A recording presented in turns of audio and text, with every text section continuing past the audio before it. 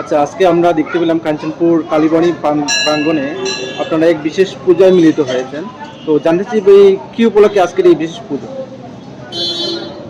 ধন্যবাদ সবাইকে এবং উপস্থিত সমস্ত সদস্যদের নমস্কার জানাচ্ছি। আমরা আজকে এটা ভারতবর্ষের একটা বিশেষ দিন হিসাবে চিহ্নিত হয়েছে। আমরা সবাই মিলিত হয়েছি কাঞ্চনপুর এলাকাতে। কাঞ্চনপুর ব্রহ্মময়ী মা কালী মন্দির, এখানে আমরা সবাই সবসময় পুজো করি। সেই হিসাবে এখানে আমরা সমবেত হয়েছি।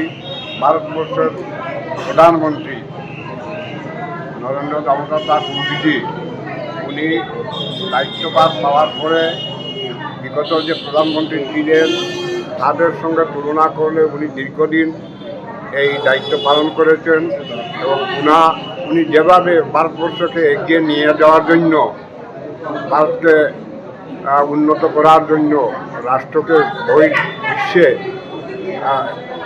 উচ্চস্তরে তুলে ধরার জন্য যে কাজগুলি করেছেন, তার জন্য বিগত যত প্রধানমন্ত্রী কাজ আমরা দেখেছি তার থেকে সেটা অনেক অংশে অনেক উচ্চমানের।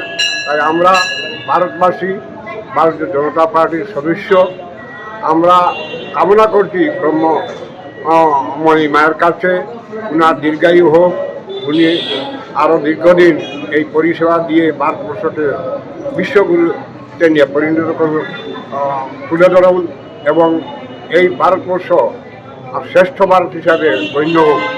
এই যে পরিকল্পনা উনি নিয়েছেন, আমরা ওনার সাথে আছি, আগামী দিনেও থাকব এবং ওনার দীর্ঘায়ু আমরা কামনা করছি ঈশ্বরের নিকট, ব্রহ্মময়ী মায়ের নিকট।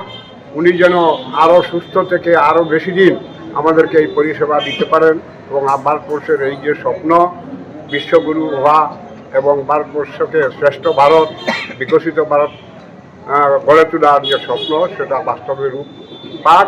এটা আমরা এই ব্রহ্মময়ী মায়ের কাছে পূজা অর্চনা মিলিত এই অঞ্জলি প্রদানে ওনার কাছে প্রার্থনা জানাচ্ছি দীর্ঘায়ু কামনা হোক করে, যেন মোদীজি আরও বেশি দিন আমাদের এই রাষ্ট্রকে পরিচালনা করে রাষ্ট্রকে সর্বোচ্চ শিখরে নিয়ে যান।